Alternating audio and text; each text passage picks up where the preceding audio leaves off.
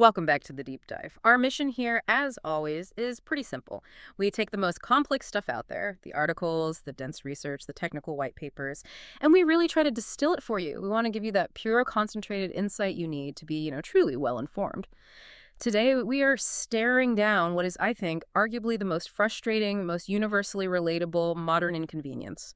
Forget slow Wi-Fi for a second. We are talking about that moment the digital world just poof, it vanishes.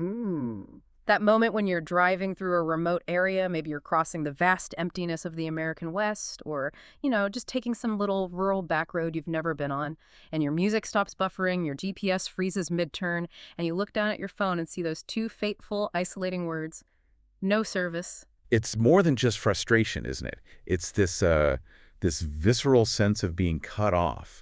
For you, the consumer, it's a real annoyance.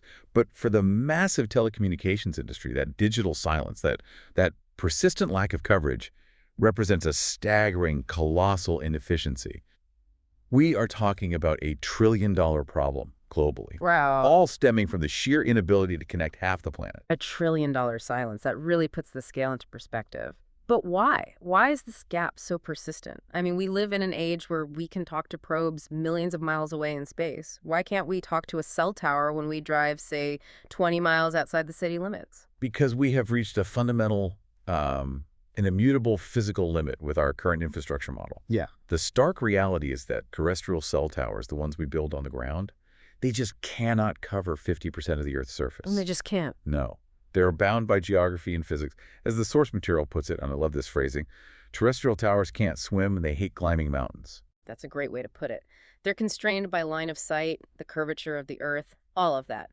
Which means huge areas, oceans, deserts, dense forests, mountain ranges, they will always remain totally disconnected no matter how much money we throw at building more towers locally. Exactly. And that massive coverage gap is the invisible opportunity everyone is desperate to fill. That's the problem space. Which brings us to the audacious solution we're diving into today, AST SpaceMobile. They have stepped into this void with a central, incredibly powerful promise to engineer the end of dead zones. A pretty bold claim. A very bold claim. And our mission for this deep dive is not just to summarize what they are doing, but to really understand the invisible machinery behind it all, the physics of the spectrum, the constraints of the tower, and the innovation of the satellite, and see exactly how this company plans to be the missing critical link that finally connects the other 50% of the globe. And maybe surprisingly, before we get to the cool stuff, the rockets and the satellites, we have to start with the foundational physics. The invisible rules that dictate everything in communication. Let's start right there. Segment 1. The invisible highway decoding radio spectrum physics. We need to set the scene. What are we actually talking about when we talk about radio spectrum? It's so crucial to get this. The air around us right now is absolutely saturated with energy. It's a vast, natural, and this is the key word, finite resource. The electromagnetic spectrum. Right. We don't tend to think of it as finite, like, land or oil, but it really is. You cannot generate more of it. You can't print more spectrum. Yeah. You can only allocate and use the existing bandwidth. That's the perfect analogy I saw in the research. It's an invisible highway. And governments worldwide act as this sort of global zoning commission, assigning specific lanes, specific frequencies to specific uses. You have lanes for aircraft communication, lanes for the Wi-Fi in your house, lanes for TV, and most importantly for this conversation, lanes for cellular data. But the scarcity, the fact you can't print more of this land, is what gives it its immense value. And because of physics, not all lanes offer the same performance. There's this fundamental, constant trade-off. We can simplify this for everyone listening by looking at two broad categories of frequencies and, how they behave. Okay, give us the concrete trade-offs, the speed versus distance equation. So first we have the low frequencies. These are often called sub-1 gigahertz of bands. Think of them like the deep, resonant bass notes from a massive subwoofer at a concert. Okay. That bass travels really far. It has this phenomenal penetrating quality. It punches through the walls of your house. It goes around hills. It cuts through thick forest canopy. It provides incredible ubiquitous coverage. So if you're a carrier trying to cover a huge rural area with the fewest possible towers, you want that bass note. Absolutely. It's the reliable, steady traveler. But, and here's the trade-off, these wide-reaching frequencies cannot carry much data. The lanes are very narrow. Ah. If you try to stream say high-definition video on a purely low-frequency connection, those lanes get congested almost immediately. They provide connectivity, but not necessarily speed. So connectivity over capacity, what's the opposite? The high-speed lane. That would be the high frequencies, the millimeter wave and higher bands. Now think of these like a high-pitched whistle. Okay. They carry an absolutely massive amount of data. You can stream multiple 4K videos at once, handling thousands of users at the same time in a small area. Yeah. They are the speed demons. And the major weakness of the high-pitched whistle, I'm guessing it doesn't travel well. It's incredibly fragile. Yeah. It's highly directional, often requiring a clear line of sight. Yeah. If it starts raining heavily, if the humidity's too high, or, and this is crucial, if a single tree leaf gets directly in the signal path. A single leaf. A single leaf can block or severely weaken the connection. That's why you see these high-frequency 5G connections mostly in dense urban areas, like a football stadium or a downtown block, where the towers are very close together and the path is usually clear. That dynamic is so critical. It explains why the carriers are constantly in these multi-billion-dollar spectrum auctions. They're trying to build a balanced portfolio of these lanes. A mix of assets. Right. They need the low-frequency base notes to ensure everyone gets a baseline signal everywhere, and then they need the high-frequency whistles to deliver that massive throughput in crowded cities. Precisely. And that's where the staggering financial value of this invisible highway comes in.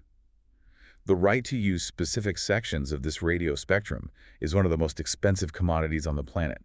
When companies like AT&T and Verizon pay billions of dollars, and we really do mean billions, With a B. they are not just buying the right to build towers, they are buying the equivalent of exclusive real estate licenses on this invisible, finite highway. They are paying for the exclusive right to drive their data cars on their specific lanes. And the genius of AST SpaceMobile, which we'll get to, is that they found a way to become sort of an off-road vehicle for those existing lanes. They can use them without having to buy the land again. It's a brilliant business move built on top of a massive physics challenge. But first, let's really understand the constraint that necessitates this whole leap to space in the first place. Let's do it. Moving to segment 2. The physical constraint towers, distance, and the Holy Grail. We've established that 50% of the planet is a dead zone. So why is a terrestrial network so limited in its reach? It all comes down to the device in your hand. Your phone is a marvel of engineering, but in the context of radio transmission, it is fundamentally a weak, very sophisticated walkie-talkie. It has to shout a signal toward the nearest cell tower. And when that tower receives the signal, what happens next? Just to trace the path. The tower is the real brains of the ground operation. It catches that radio wave, processes the data, and then sends it across ultra-fast, high-capacity, low-latency fiber optic cables that are literally buried in the ground. Right. The terrestrial network is so fast and efficient because the distance the data has to travel through the air via radio wave is minimal. The rest is on light-speed fiber. But the core limitation, the real bottleneck, remains that initial shout from the phone. The Achilles heel of the entire system is the phone's battery. We all demand these thin, powerful phones that last all day, but that means the power allocated to the transmitter, the part that actually shouts the signal, is strictly constrained. The phone simply cannot shout loud enough to travel very far. And because it's effectively whispering, the tower must be close, typically within a few miles, and that depends on the topography and the frequency being used. Yeah. If you drive even slightly outside that optimal radius or a big hill or building gets in the way, the connection collapses. We are fundamentally limited by the shouting capacity of a small, battery-powered device. So, logically, the industry looked up. If terrestrial towers can't reach everywhere, let's use satellites, the ultimate repeater in the sky. But the traditional satellite networks, they completely failed to solve this problem for a standard phone. Why was that? The culprit is distance. Specifically, where those traditional satellites are positioned. They operate in what's called geostationary orbit, or GEO. Okay. These satellites are positioned exactly 22,236 miles above the equator. At that specific altitude, they orbit at the exact same speed the Earth rotates. So from our perspective on the ground, they look like they're fixed in the sky, like they're just hanging there.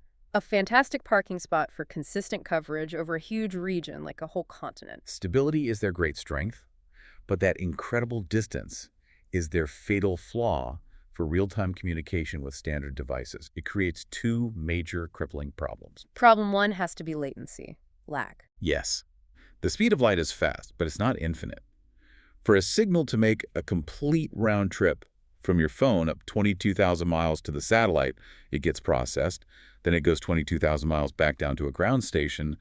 That takes an enormous amount of time. What are we talking about time-wise? We're talking about latency in the range of 400 to 600 milliseconds.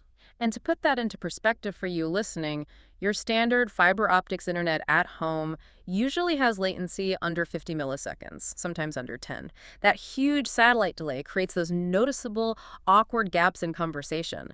It makes real-time things like video conferencing, competitive gaming, or even just fast web browsing irritatingly slow. It severely limits the utility of the service. And then there's problem two, the hardware. The shouting problem comes back with a vengeance. Right, because now the weak little phone has to scream 22,000 miles instead of just 3 miles to the local tower. Exactly. A standard smartphone simply lacks the power and, just as importantly, the antenna size to focus a beam across that enormous distance. It's physically impossible. So how did the old companies solve it? They were forced to develop proprietary devices, the infamous brick phones. Devices from providers like Iridium or Inmarsat, like the Iridium Extreme. They are rugged, they have these massive pull-out antennas, and they're incredibly expensive, often thousands of dollars for the phone, plus a very high per minute cost. So historically, the solution has been, if you want global connectivity, you have to fundamentally change your device, carry a second phone, and accept slow, expensive service. Right. And the market has spoken very clearly on that. Nobody wants to carry a separate, expensive brick phone. The world wants the standard iPhone or Samsung in their pocket to simply work everywhere. And that right there is the definition of the Holy Grail mission for this entire sector, achieving ubiquitous, high-speed connectivity for a standard, unmodified smartphone. No dishes, no dongles, no specialized antennas, just space. Just the phone you already own. So if the distance is the enemy and we can't make the phone shout louder, the only answer is the one ASTS arrived at. Move the tower much, much closer. Which is the revolutionary shift to low Earth orbit, or LEO. Instead of 22,000 miles, AST SpaceMobile is targeting an orbit around 300 to 500 miles up. A huge difference. This single change is transformative. It immediately slashes the latency down to a much more palatable 20 to 50 milliseconds. So now it feels like a normal connection. But 300 miles is still a vast distance to hear a weak cell phone whisper. It just sets up the next physics puzzle, doesn't it? How do you physically capture a faint, tiny signal from a device designed to only travel a few miles when the satellite is moving at thousands of miles per hour, 300 miles above you? And that is the core of their intellectual property. That requires segment 3, the physics moat giant flying ears. Before we even get into the hardware, we have to acknowledge the source of the innovation here. This kind of deep infrastructure play, it requires tremendous credibility. It's not an app you code in a garage, it's an orbital network. That's why Abel Avellan, the founder of AST SpaceMobile, is such a critical figure in this story. He's not, some charismatic college dropout who learned to code last year. He is a veteran of the industry. He has decades of experience building, deploying, and selling complex satellite communication systems. His track record really speaks volumes about the level of expertise you need for this kind of project. Absolutely. His previous company, Emerging Markets Communications EMC, it focused specifically on providing satellite services to niche, tough markets. Think maritime, remote energy sites, places normal comms can't go. So he was already solving the hard-to-connect problem. Exactly. He built that company up successfully and sold it in 2016 for a huge sum, $550 million. This wasn't a man who needed a job. He was starting ASTS out of this deep-seated technical conviction. And that conviction led to what the research calls a profound contrarian realization. The industry's fundamental approach of requiring proprietary hardware, that whole brick phone model, that was the roadblock to mass adoption. He realized the convergence, the complexity, had to happen on the space side, not on the user side. The internal mandate became, if the phone can't shout louder, the satellite needs to listen better. That meant absorbing all the complexity into the orbital asset, the thing in space. I found the description of his internal company structure fascinating, this idea of creating an innovation nursery. Why was it so important for him to separate the artists from the soldiers? Because radical innovation is fragile. It's easily killed by short-term thinking. The artists, who were the engineers focused on inventing this new, seemingly impossible paradigm, they needed protection from the daily, immediate, profit-driven demands of the soldiers. The operations team focused on existing deployments and revenue. So one team is dreaming, the other is executing. Right, and by creating this protected nursery, he ensured that the core engineering team could spend years focusing purely on the physics problem of the antenna design, free from the pressure of quarterly earnings or immediate commercialization demands. It was a long-term bet. So let's talk about the result of that innovation nursery. The technology required to hear a weak phone signal from 300 miles away. They invented, in essence, giant flying ears. They did. The core technology relies on these massive phased array antennas. This is the key technical insight. A phased array is, it's essentially hundreds or even thousands of tiny antenna elements all working together as one. The crucial thing is they don't have to physically move. They steer their radio beams electronically. Why is that electronic steering so critical for a satellite in low Earth orbit? Because LEO satellites are moving incredibly fast. They're flying past at around 17,000 miles per hour. Wow. If the satellite had to physically point a huge antenna dish at a static point on Earth, the mechanical systems, the gyros, they'd be under immense stress. It would require constant, complex movement and adjustments. The phased array allows the satellite to look at the tiny signal on the ground electronically, adjusting the beam instantly, with no physical moving parts. This is absolutely crucial for maintaining a link with a stationary device below while the satellite is just racing overhead. Okay, that explains the mechanism. But it still has to be big enough to hear that whisper. How does the scale of the ASTS satellites, the Bluebirds, compare to the current state of the art? Let's use Starlink again as our benchmark. That comparison is essential to grasp the physics moat they've built. A successful, highly effective Starlink satellite is roughly the size of a dining room table. And remember, that is optimized for transmitting to a dedicated, powerful satellite dish, the specialized hardware they require customers to buy. Right, but the Bluebird satellites, they're designed to communicate with the weakest link in the chain, our standard smartphone. Exactly. So to capture that incredibly weak whisper from 300 miles up, you need a receiving surface that is truly enormous. The Bluebird satellites, they launch folded up, compressed inside the rocket fairing like origami. But once they reach orbit, they deploy and unfold to the size of a tennis court. A tennis court. We are talking about a structure covering approximately 2,400 square feet, and the designs are aiming for even larger surface areas in future generations. I have to pause there. We are talking about the largest commercial communications arrays ever successfully put into LEO. That engineering feat alone must carry incredible risk. I mean, how do you even design a hinge and a locking mechanism that survives the G-forces of launch, the temperature extremes of space, and then deploys perfectly 300 miles up dozens and dozens of times? That is the essence of the execution risk, and it is why this approach is so incredibly difficult to replicate. The manufacturing precision required is insane. If one of those thousands of hinges or electrical connections fails to deploy properly, the entire tennis court surface area is compromised. The entire satellite is a failure. A very expensive failure. Exactly. The whole system is built around this physical scale. This massive surface area, this huge aperture, is the entire physics moat that Abel Levellin engineered. It's what allows the satellite to capture the necessary power density from the faint, weak radio whisper of your cell phone. So the core concept remains. If the phone can't shout louder, the satellite needs to listen better. They literally moved all the complexity and the physical size into space so the user experience could remain simple and unchanged on Earth. That is the trade-off. By absorbing the complexity in orbit, they achieve the holy grail, delivering not just a text message, but actual broadband capacity voice calls, video, internet, straight to the existing unmodified device in your pocket.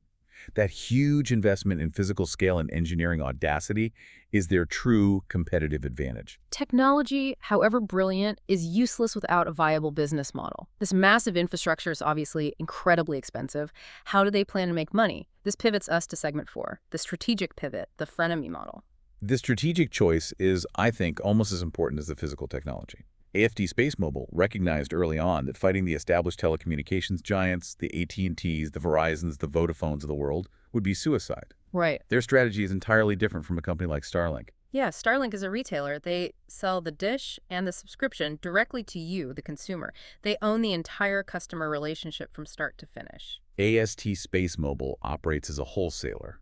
They do not want to be your mobile carrier. They sell bulk capacity. They sell space bars, if you will, to the existing cellular giants. They're essentially going to them and saying, we are your global coverage insurance policy. The frenemy strategy. I have to admit, this is brilliant. But let's apply some critical friction here. Why would AT&T or Verizon agree to this? Doesn't this make them dependent on a single satellite provider for infrastructure they used to own and control? Why would they surrender that control over their own customers and their data flows? That is the central tension. And the answer lies in the financial incentive and, frankly, the lack of a better alternative. The carriers have already spent billions and billions on their licensed spectrum. They know they can never cover that last 50% of the globe economically. It's just too expensive. It's prohibitively expensive. Running fiber optic cable to the middle of the Pacific Ocean or building cell towers in the remote Himalayas, the return on investment is just non-existent. So ASTS is offering them an extremely cost-effective way to solve their most expensive and persistent problem, the dead zone. Precisely. And in doing so, ASTS solves two massive problems for itself, which gives it an instant advantage over any competitor trying to go direct to consumer. Okay, problem one. Skipping regulatory hell. The spectrum issue. This is enormous. As we discussed, spectrum is scarce, it's highly regulated, and it is immensely expensive. If ASTS tried to get its own licenses to operate globally, it would take years, cost billions in auction fees, and face endless legal and political battles in every single country. It's a nightmare. Instead, by partnering with AT&T in the US, Vodafone globally, and others, ASTS gains instant access to their already licensed valuable radio frequencies. So they just bypass the entire regulatory process. They get instant permission to broadcast from space using AT&T's existing, already paid-for spectrum. It's an instant global operating license through partnership. It accelerates their speed to market by years, maybe even a decade. And then problem two is the customer base. Zero customer acquisition cost or CACs. Instant subscriber base. Exactly. If you're a new telecom, you spend millions, sometimes billions, on marketing, sales, and customer service just to peel away customers from the established giants. It's a bloodbath. Right. ASTS doesn't need to do any of that. By signing these partnerships, they gain instant access to the millions of existing subscribers these carriers already have. The customers are already acquired, and they're already paying the partner carrier every month. That just significantly de-risks the entire business model. So let's walk through the seamless user experience, because this is the real payoff for the consumer. How does it actually work when I, an AT&T customer, drive out of terrestrial range? The experience is designed to be entirely transparent to you. Your phone is constantly searching for the highest power terrestrial tower using the licensed frequencies provided by AT&T. When that signal disappears, your phone automatically registers that it's out of terrestrial range. It then immediately and seamlessly switches over to the ASTS Bluebird satellite. Which is using the exact same frequency. The exact same AT&T frequencies you were just using. The phone's radio doesn't even know the difference. It just sees the AT&T network. So the phone doesn't see a difference. It just sees the network expanded from the ground to the sky instantly. No app, no new setting. You continue your phone call, you continue your video stream, whatever you're doing. Your bill, however, still comes from AT&T. AT&T is just paying ASTS a wholesale rate for the capacity you use during that gap. Wow. The beauty of the model is that the carrier keeps their customer. They stop losing revenue and customers to dead zones, and they don't have to hire a single new customer service rep trained in satellite dish maintenance. It leverages their greatest assets, their spectrum and their customers, to solve their greatest liability, the coverage gap. That transformation of potential rivals into essential partners, that truly is a savvy strategic move. It minimizes competitive friction in the core markets, and it allows the company to focus entirely on the physics and the engineering challenge, which is where their unique advantage lies. That brings us to our last segment, segment 5, validation, risks, and the payoff. When a company is proposing a multi-billion-dollar infrastructure build like this, we have to look for external validation of the overall concept.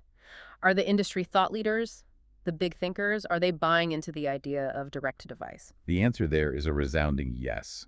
We can look at major innovation funds, particularly those that focus on future disruptive trends like ARK Invest.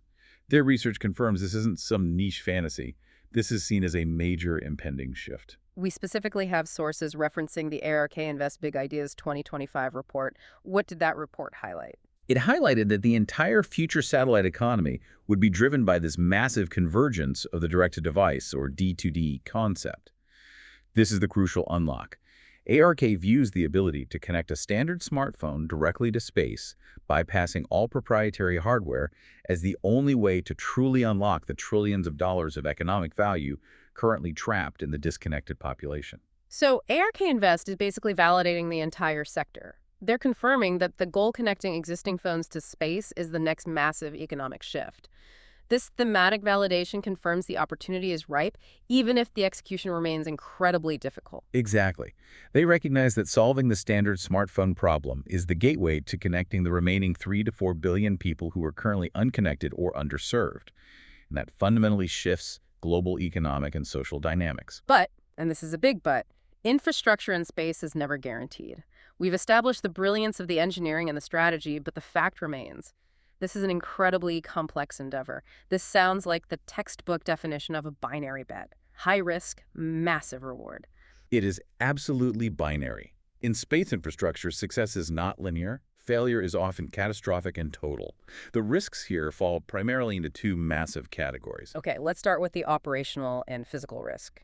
Execution risk. This is the most critical hurdle. We are talking about mass manufacturing and deploying dozens, eventually hundreds, of these tennis court-sized satellites from a factory in Texas. Think about the complexity. The solar array deployment, the antenna deployment, the thermal management systems, and the thousands of active components that all have to work flawlessly. And every single satellite launch costs millions of dollars. And if even one key mechanism fails, a hinge doesn't lock, a ribbon cable tears on deployment, or the phased array doesn't cool correctly, the entire satellite becomes a multi-million-dollar piece of orbital debris. And the challenge isn't just building one working prototype. They've already done that. It's achieving production rigor and launch cadence.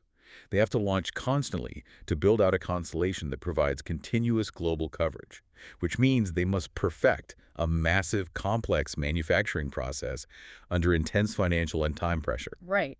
History is littered with Lelio companies. I'm thinking of Teledesic back in the late 90s that had brilliant concepts but simply could not execute the physical build-out and the operational complexity before they ran out of capital. That transition from a successful test launch to industrial-scale, high-yield manufacturing is the true valley of death for space companies.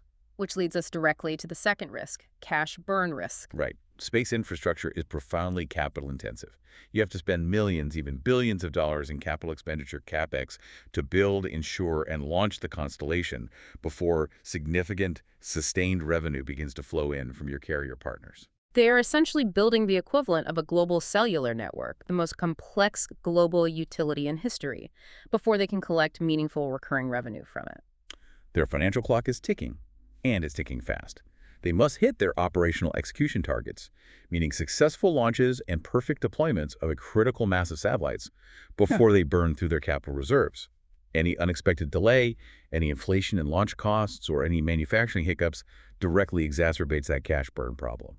So the timeline is everything. The technology is proven in orbit, but the scale-up challenge is the true test of this entire business.